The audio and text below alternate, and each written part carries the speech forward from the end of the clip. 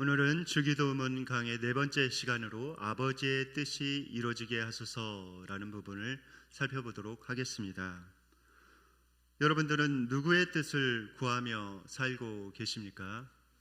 최근 SNS에 보면은 나 기도문이 유통되고 있습니다.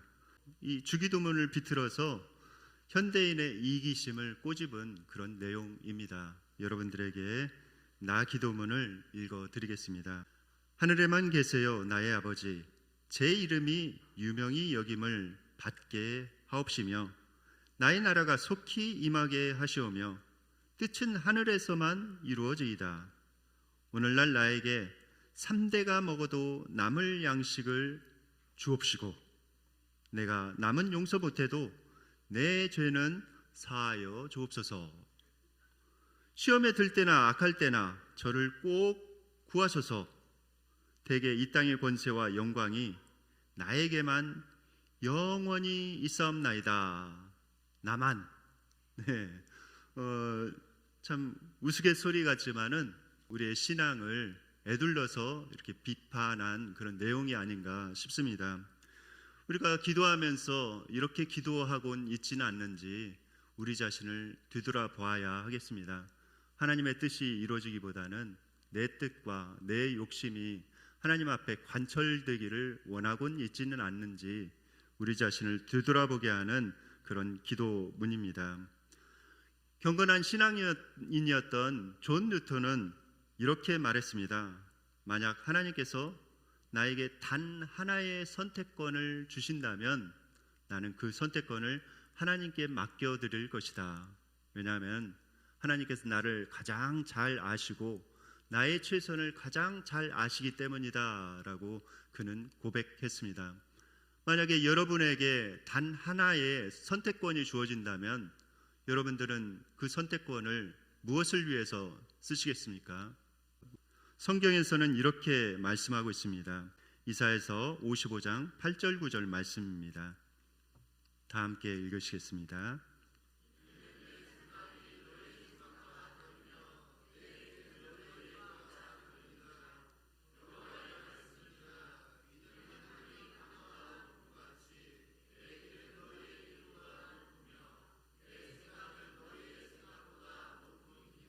네. 하나님께서는 여러분들을 가장 잘 아시는 분이십니다. 우리는 한치 앞밖에 보지 못하죠. 그러나 하나님께서는 영원 전부터 영원 후까지 다 아시는 분이십니다. 그리고 역사를 주관하 아시고 가장 우리를 사랑하시고 우리를 가장 잘 아시는 분이 바로 하나님이십니다. 그분께 묻고 그분의 뜻에 우리가 순종해 나갈 때 우리의 삶 가운데 가장 아름다운 열매가 맺혀집니다. 그러므로 우리가 하나님의 뜻을 온전히 구하면서 그 뜻을 이뤄가는 삶이야말로 가장 복된 삶입니다. 하나님의 뜻은 그런데 무엇입니까? 여러분들은 하나님의 뜻이 무엇이라고 생각하십니까? 많은 사람들이 하나님의 뜻에 대해서 잘 알지 못한다라고 이렇게 이야기를 합니다. 그런데 앤드류 머레이가 이런 이야기를 했습니다. 성도의 가장 큰 잘못은 하나님의 뜻을 알 수 없다고 생각하거나 하나님의 뜻을 알기 위해서 기꺼이 시간을 내지 않는 것이다 라고 그는 이야기했습니다. 여러분들, 우리가 마음을 다해서 하나님을 찾고 하나님의 뜻이 무엇인지 구한다면은 우리는 어렵지 않게 하나님의 뜻을 분별할 수가 있습니다. 하나님의 뜻은 무엇일까요? 성경은 하나님의 뜻에 대해서 우리에게 분명하게 이렇게 말씀하고 있습니다. 첫 번째는 하나님의 뜻은 우리의 거룩함이라고 말씀합니다. 다 함께 데살로니가전서 4장 3절 말씀을 읽으시겠습니다.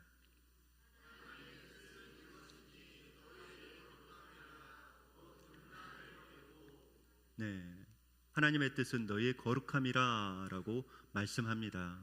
음란하고 악한 이 세상 속에서 우리를 지켜나가며 거룩한 모습으로 살아가는 것이 하나님의 뜻입니다. 이 세상 가운데서 우리가 거룩한 삶을 살기 위해서는 하나님의 말씀을 가까이 해야 하고 하나님 앞에 늘 기도하며 하나님께 능력을 받아서 교회 안에서 또 살아가야 합니다. 그래야 이 세상의 그 음란의 물결을 헤쳐나가고 우리가 빛과 소금의 역할을 할 수가 있습니다. 또 하나님께서는 이렇게 말씀하십니다. 데살로니가전서 5장 16절로 18절 말씀 다 함께 읽으시겠습니다.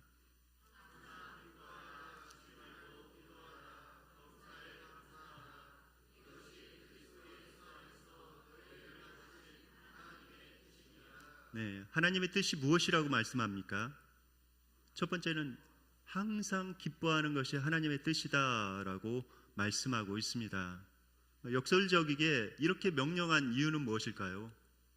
사람들이 기뻐하지 않기 때문에 그렇습니다.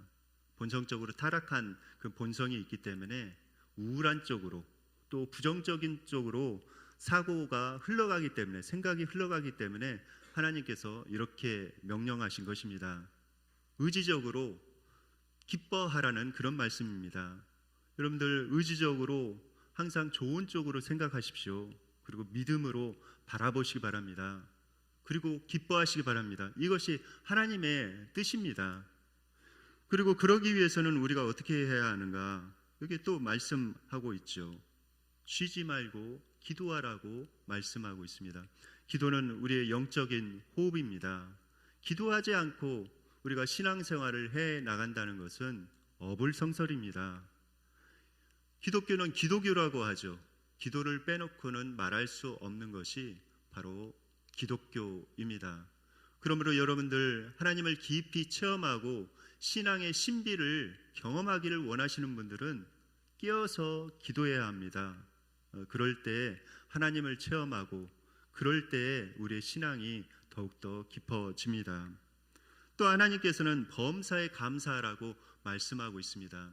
이 말씀을 하신 이유도 우리가 불평하기 쉽다는 것이죠. 불평은 그냥 자연스럽게 이렇게 나옵니다. 그러나 감사하는 거 그것은 쉽지 않죠. 정말 우리의 자세를 잘 가다듬어야 감사할 수가 있습니다.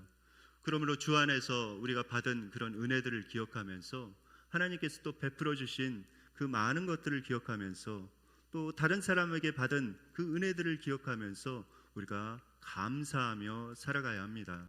이것이 하나님의 뜻입니다. 그리고 정말 중요한 하나님의 뜻이 있는데 그것은 무엇입니까?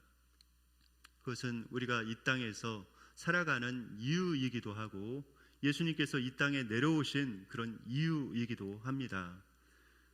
요한복음 6장 40절 말씀 다 함께 읽으시겠습니다.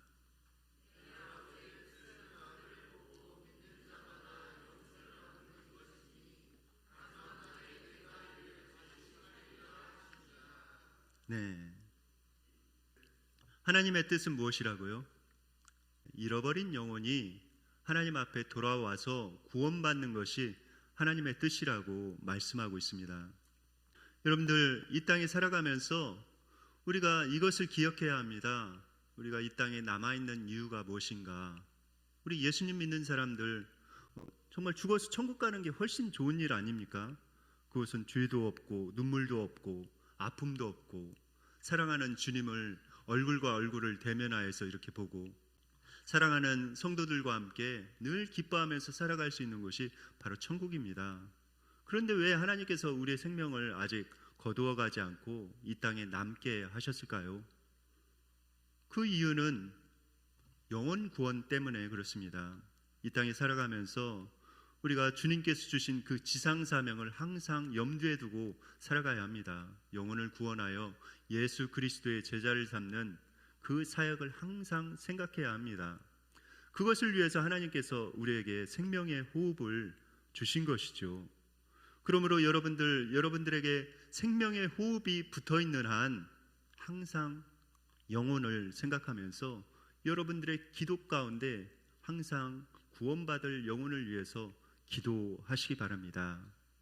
그리고 숨이 넘어가는 그 순간에도 여러분들 그것을 위해서 살아야 합니다. 그 순간에도 여러분들 꼭 이렇게 유언하세요. 예수 잘 믿으십시오.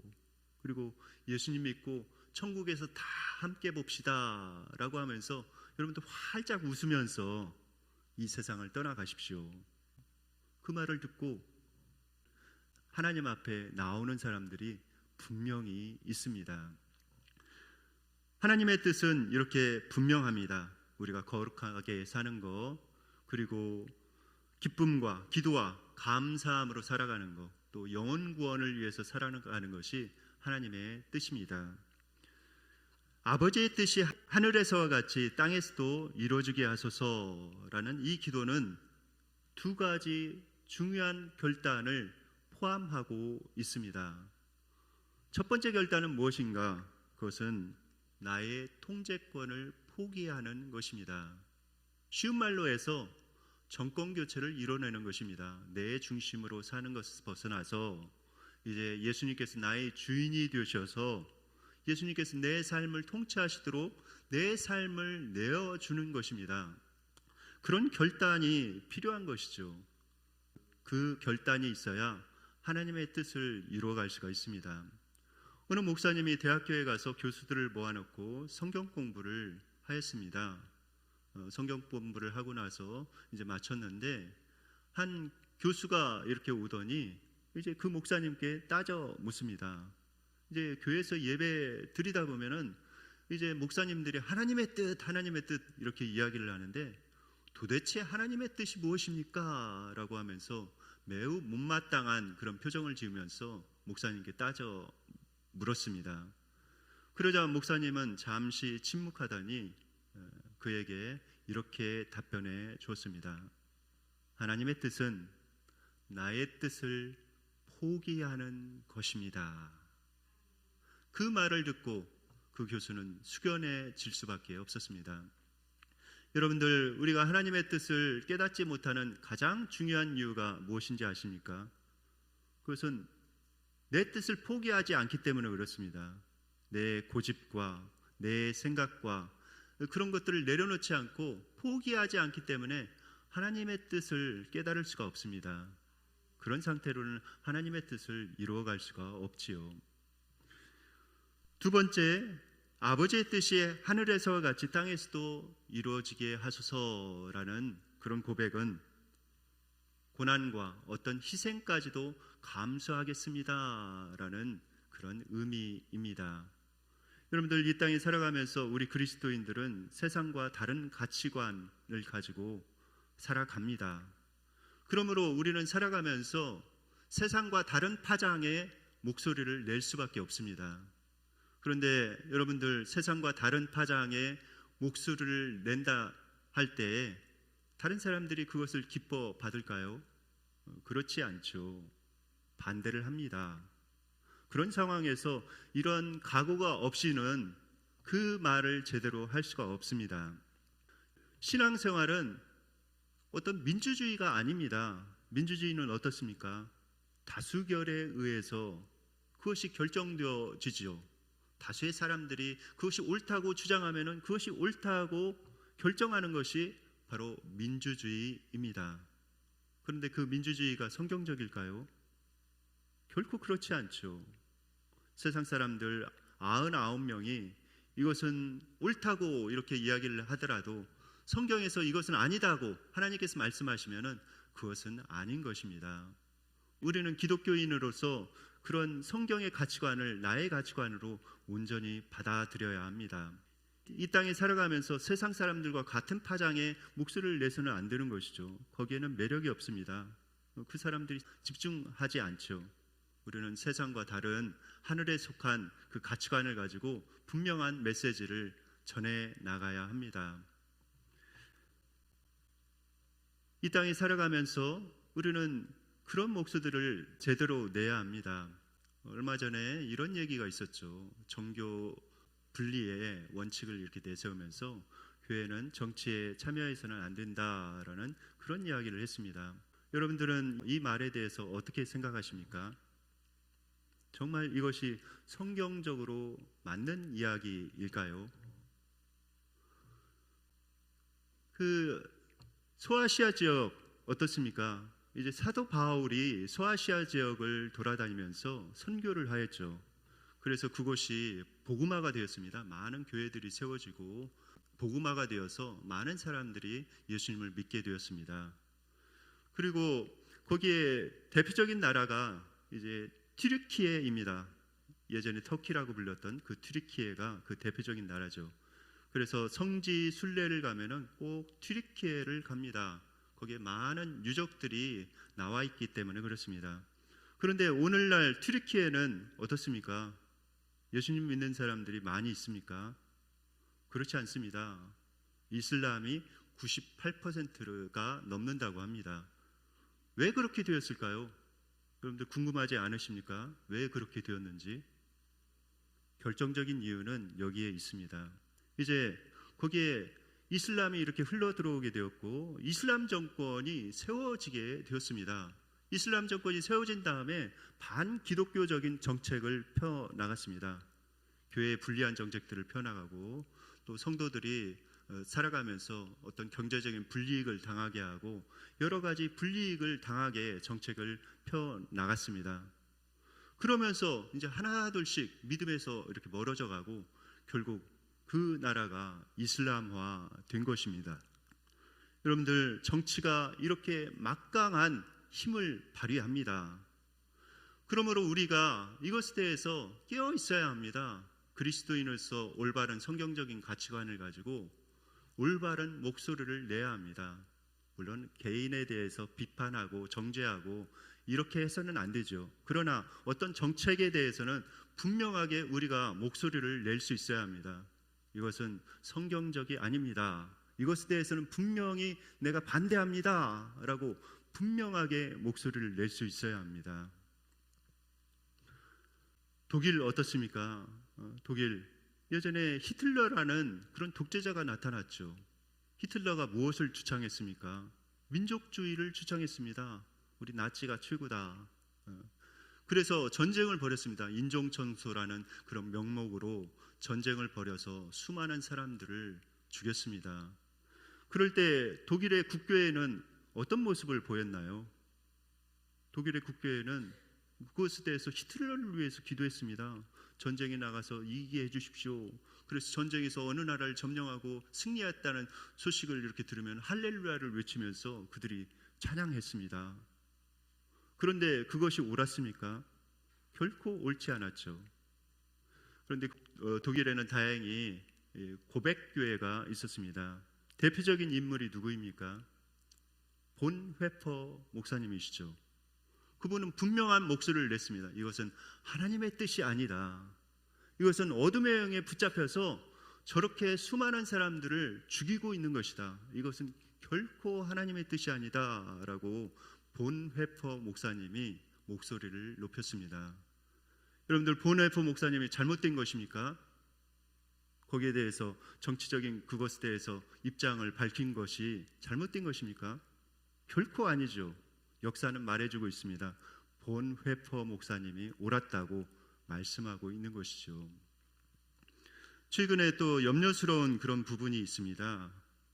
이 진보당의 손솔 의원이 차별금지법을 다시 제정해서 국회에 상정해 놓았습니다. 이렇게 타이틀만 봐서는 참 좋은 법이죠. 차별금지법. 차별하지 말아야 한다는 그런 법 아닙니까? 그렇죠. 차별하지 말아야 되죠. 우리가 동등하게 사랑으로 대해야 합니다.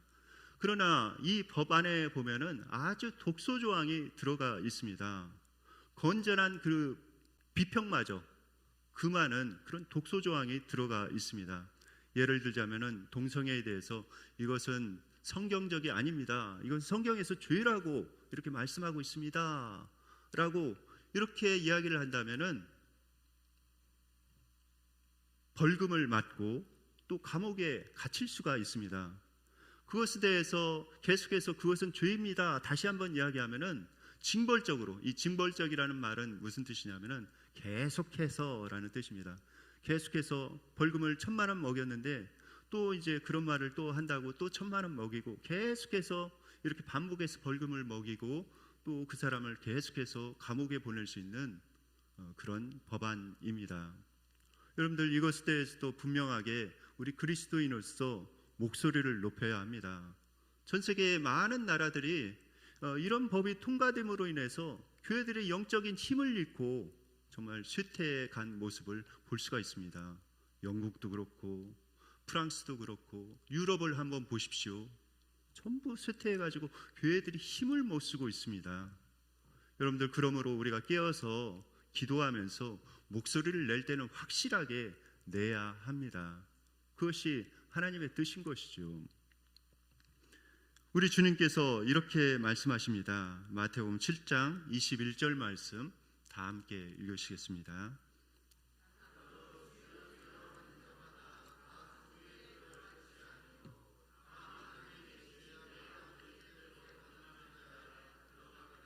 네, 이 말씀은 무슨 뜻입니까? 천국에 들어가는 사람이 누구인지에 대해서 이렇게 말씀하고 있죠. 이 말씀에 대해서 이렇게 정확하게 여러분들에게 말씀드리자면은, 천국에 들어가는 사람은 누구인가? 그냥 입술로만 주여 주여 해서는 들어가지 못한다는 것입니다. 이 앞에 보면은 이 말씀을 주님께서 말씀하시기 전까지 그 배경을 보면은 사람들이 와서 주님에게 이렇게 이야기를 했죠. 주님, 제가 주님의 이름으로 권능도 행하고 귀신도 쫓아내고 막 그러지 않았습니까? 이렇게 따져 묻습니다. 그런데 주님께서는 이렇게 말씀하시는 거예요. 그렇다면 이 말씀의 의미는 무엇일까요? 이 말씀의 의미는 바로 이런 의미입니다. 주님의 그 가치관을 나의 가치관으로 받아들이고 그것을 정말로 믿고 그 가치관을 가지고 내가 생각하고 그 가치관에 따라서 살아야 된다는 그런 말씀입니다. 내가 그냥 입술로 주님이 나의 주님입니다 라고 고백하면서도 주님의 가치관을 나의 가치관으로 받아들이지 않고, 여전히 중심이 교체되어지지 않고 내가 중심이 되어서 모든 것을 판단하고 그렇게 행동하고 생각하고 그러고 있다면은 결코 그 사람은 예수님을 주님으로 모신 사람이 아니라는 그런 말씀입니다. 예수님께서는 이 땅에 살아가시면서 아버지 하나님의 뜻을 이루기 위해서 살아가셨습니다. 나의 원대로 마옵시고 아버지의 원대로 하옵소서라고 기도하시면서 살아가셨습니다. 여러분들, 예수님께서 이 땅에 오셔서 그냥 아버지의 뜻이 아니라 그냥 자신의 뜻을 이루려고 했다면 어떻게 되었을까요? 우리는 구원받지 못했을 것입니다. 예수님께서도 십자가의 그 고난을 피하기를 원하셨습니다. 너무나도 고통스럽기 때문에, 지옥의 고통이기 때문에 피하기를 원했죠. 그러나 예수님께서는 아버지의 뜻이 이루어지기를 원합니다 라고 하면서 그 십자가를 지심으로 우리를 구원해 주셨습니다. 여러분들, 하나님 아버지의 뜻을 우리가 이루어 나갈 때 거기에는 반드시 생명의 역사가 있습니다. 짐 엘리엇 선교사님을 여러분들 아십니까? 이 짐 엘리엇 선교사님, 이분의 일대기가 창끝이라는 영화로 제작되어서 상영되기도 했습니다. 아직 보지 않으신 분들은 꼭 한번 창끝이라는 영화를 보시기 바랍니다. 책으로도 이렇게 발간되었습니다. 그리고 오래전에 이제 짐 엘리엇 선교사님의 그 아들 목사님이 직접 우리나라에 와서 간증하는 것을 제가 직접 듣기도 하였습니다. 이 짐 엘리엇 선교사, 이 짐 엘리엇 이분은 굉장한 수재입니다. 사립대학교의 대학교를 수석으로 졸업한 전도 유망한 그런 청년이었습니다. 그런데 20대에 뜻을 세우게 되었어요. 내 인생을 하나님께 드려서 하나님의 뜻을 이루어 가야 하겠다. 특별히 영혼 구원을 위해서 내 자신을 드려야 되겠다. 그는 뜻을 정했습니다. 그리고 나서 에콰도르의 악명 높은 아우카 부족에게 복음을 전하기로 그는 결심합니다. 자신의 친구들 모아서 그 지역에 가서 그들과 접촉을 합니다. 비행기를 타고 가서 그들에게 의약품을 나눠주고 생필품을 나눠주면서 그들의 마음을 살려고 합니다. 그런데 이 아우카 부족, 굉장히 호전적인 부족이었죠. 이 아우카라는 뜻이 사나운이라는 그런 뜻이라고 합니다. 그 부족의 이름대로 그들은 매우 사악했습니다. 사람들을 쉽게 죽이고, 그리고 시신을 아주 처참하게 훼손하고, 또 전쟁을 좋아해서 옆에 부족과 창끝을 겨누며 전쟁을 벌이기를 좋아했습니다. 그래서 많은 사람들이 죽어나갔던 것이죠. 그리고 친근하게 다가오다가도 갑자기 배신을 때려서 그 사람을 죽이기도 했다고 합니다. 그런데 이들에게 이 짐 엘리엇 선교사님과 그 팀들이 다가간 것입니다. 그래서 이 물건들을 이렇게 계속해서 나눠주고 이제는 어느 정도 그들과 이렇게 친구가 됐다 생각을 했습니다. 그런데 갑자기 그 아우카 부족이 창으로 그들을 다 찔러 죽였습니다. 그런데 죽어가면서 이 짐 엘리엇 선교사님이 이렇게 고백합니다. 당신들은 우리의 좋은 친구입니다. 나는 당신들의 좋은 친구입니다 라고 고백하면서 죽어갑니다. 그런 소식이 이제 본국에 전해지게 되었죠. 사람들은 의협심 많은 그 청년들이 정말 잘못하였다, 그들이 이룬 것이 무엇인가 라고 하면서 그들을 매우 비판했습니다. 얼마나 어리석은가 라고 하면서 무모하게 그렇게 한 것이 정말 잘못되었다라고 비판을 하였습니다. 그런데 반전은 그 후에 있었습니다. 이제 짐 엘리엇 선교사님의 그 아내가 엘리자베스 엘리엇인데 이분이 간호학을 전공했습니다. 그래서 간호사 자격증을 땄죠. 자격증을 딴 다음에 이제 태어난 그 아들을 안고 아우카 부족에게 들어갑니다. 그런데 아우카 부족에게는 여성은 죽이지 않는다는 그런 원칙이 있었다고 합니다. 목숨을 걸고 그곳에 들어간 것이죠. 그런데 다행히 그 부족이 그 엘리자베스 엘리엇을 받아줘 가지고 거기에서 이제 같이 삽니다. 거기에 살면서 그 사람들의 병을 치료해주고 정말 그 사람들을 위해서 헌신하면서 봉사를 합니다. 이제 5년이 지났는데 거기에서 이제 잠시 떠나기 위해서 그 마을을 떠나갑니다. 그런데 그 부족의 추장이 와서 이 엘리자베스 엘리엇 선교사님께 묻습니다. 당신은 누구이간데 도대체 우리에게 이렇게 잘해 주십니까? 라고 묻습니다. 그러자 이분이 이렇게 대답을 하죠. 저는 5년 전에 당신들이 죽였던 그 선교사의 아내입니다.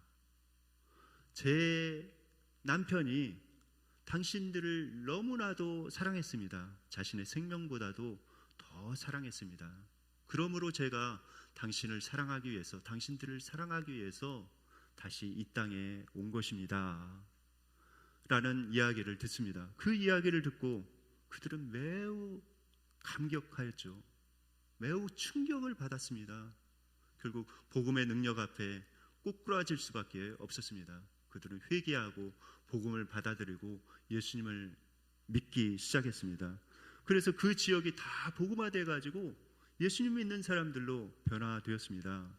그리고 짐 엘리엇 선교사님을 죽인 키모라는 그런 사람인데 이 사람이 훗날 그 지역에서 나온 최초의 목사가 되었다고 합니다.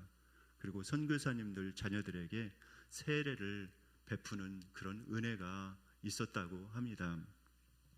짐 엘리엇 선교사님은 이렇게 일기에 적었습니다. 영원한 것을 얻기 위해 영원하지 못한 것을 버리는 자는 결코 바보가 아니다. 그는 진정으로 중요한 것이 무엇인지 잘 알고 있었습니다. 영원한 하나님 아버지의 뜻을 이루는 것이 가장 귀한 것이라는 것을 너무나도 잘 알고 있었습니다. 지금 여러분들을 통해서 하나님께서 이루기를 원하시는 하나님의 뜻은 무엇입니까? 가정에서 여러분들을 통해서 하나님께서 이루고자 하시는 그 뜻은 무엇입니까? 또 일터에서, 사회에서, 또 교회에서 하나님께서 여러분들을 통해서 이루고자 하시는 그 뜻은 무엇입니까? 내 뜻이 꺾여진다고 해서 억울해하지 마십시오. 내 뜻을 온전히 내려놓고 하나님의 뜻을 받아들일 때 거기에서부터 하나님의 역사가 이루어집니다. 그리고 가장 아름다운 열매가 여러분들의 삶 가운데 맺혀집니다. 세상에서 가장 위대한 지식은 무엇인지 아십니까? 그것은 어떤 심오한 과학 지식이 아니라 어떤 다른 지식이 아니라 하나님의 뜻을 아는 지식입니다. 그리고 세상에서 가장 위대한 업적이 무엇인지 아십니까? 그것은 하나님의 뜻을 이루어가는 것입니다. 원하기는 온전히 나의 뜻을 내려놓고 하나님의 뜻을 받아들임으로 말미암아 우리의 삶을 통해서 하나님의 영광이 드러나고 생명의 역사가 일어나기를 예수님의 이름으로 축원드립니다.